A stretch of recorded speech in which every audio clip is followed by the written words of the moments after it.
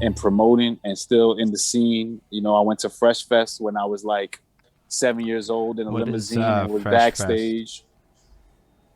Fresh Fest was like the biggest hip hop concert. It's the first rap concert in New York City at Madison Square Garden, right? Okay. So you talk about Salt and Pepper, Run DMC, LL Cool J, everybody on the Def Jam I label, believe that's the same Houdini, show that Zoo mentioned.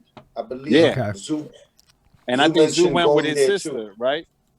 And Zoo's a couple Oh, years Okay. older than Okay. me. You know what I mean? But my father was actually one of the promoters of that concert, right? So I even got to go to like rehearsals for that and like meet like Dr. Jekyll and Mr. Hyde, young Andre Harrell, you know, that is back in the fire. day.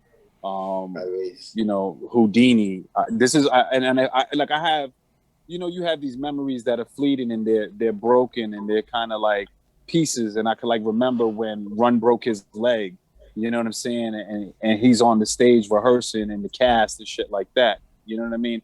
That I wasn't old enough to really retain the full breadth of the memory, but these are like young impressions that last, you know, and stuck to me, you know, and meeting these different people that, oh, this is Salt and Pepper, you know, and being backstage and like having a t-shirt. I wish I fucking had that shirt signed by everybody. You know what I'm saying? Meeting LL, who's like God to me at that time. You know what I mean? And like, so all of this goes into like Young Pro. You know what I'm saying? So we fast forwarding from like Out the Womb to Dancing in the House to Cousin like putting me onto some game to like my dad whenever he got around to it picking me up and taking me uptown to Harlem to his store and like meeting titans of the industry and titans of our culture before they even were that. You know what I'm saying? Where they're teenage kids that are like, you know, our idols, people that everybody looked up to. And to me, they're like, oh, who's that? Oh, okay. You know what I mean? So yeah, like fond memories, you know, positive shit. But definitely all things that have kind of grown and kind of seeds that have been planted in my mind to bring me to where we are today. You know? Those are huge memories. Yeah, bro. Your dad got you to meet like all the people that are like you read blogs about, like the hottest hots of 1985 type thing. Um, That. and you got to go backstage and see Broken Legged, whichever one it was. Like, Yeah. that was a lot. That was so cool. Like, that's cool. Rev Run with the Yeah, bro. broken Rev Run. leg. Yeah. Like, This is like when my Adidas is out. You know what I'm saying? This is like when cats is wearing lottos and you gotta have every color, you know, patch to change the color out on your lotto to match your outfit. You know? And I'm a little peewee. You know what I'm saying? And I'm dude's son. You know what I'm saying? Oh, the guy, you know, who sold X amount of tickets and promoted it, you know that? So like there's a certain like element of prestige and like flyness that I felt like being there and a part of that. You You know, were privileged. You were I privileged was in a definitely way, privileged. and that's a beautiful blessing. And then I All go privileges in right life back are to blessings. the projects. Right? It's like, yo, I'm the G. I'm Emmanuel Lewis for the night. I'm Webster in the back of the limo, and then the next day I'm the kid on the 7th floor. You know what I'm saying? Who need to go get a haircut. So listen, yo, that's like I live both sides of it. that's like a huge juxtaposition of realities for a little one to have to process.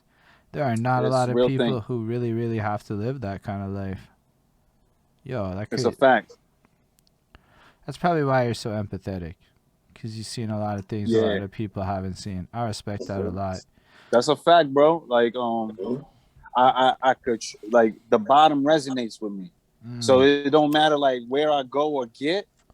I still go back to the block. I still pull the car over and I want to walk through the P's. I want to get in the elevator. You know what I'm saying? I want to like I can walk the testify. stairs. I don't know if you're opposed against it, right? But like when we just finished celebrating the homie's last birthday, we did that right a block away from your hood or Yeah, two. Like, yeah, we was in the hood, yeah. LES. You Yes, know, bro. like you got to stay connected to the soil in order to be able to like really move the way that I think that in our heart of hearts we always want to remain moving.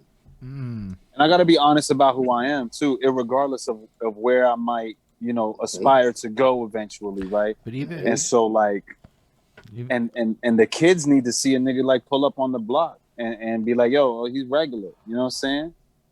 I mean, that's really huge, but it's also just like, it's so cool to hear your story behind it all, right? Like, however long it takes, however much detail, to me, it's like hearing you describe all this stuff, like the context and layering that gets added.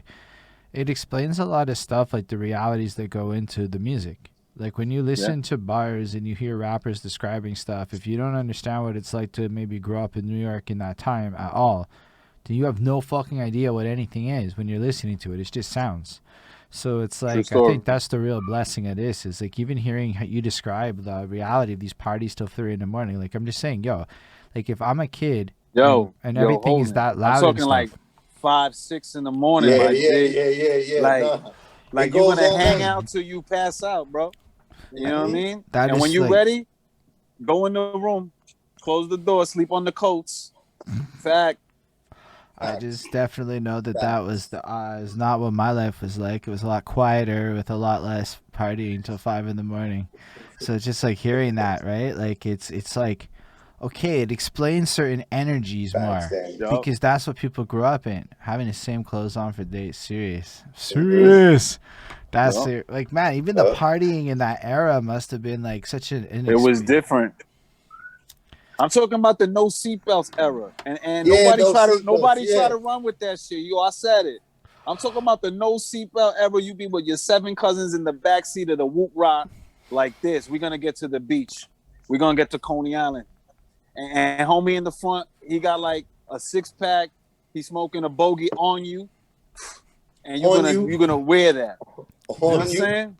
On you. I think back to my uncle and like the shit that he would do around me, and I'm just like, oh my God. Like, I really thought that he was rolling cigarettes. Yeah, I thought that he was rolling cigarettes, damn it.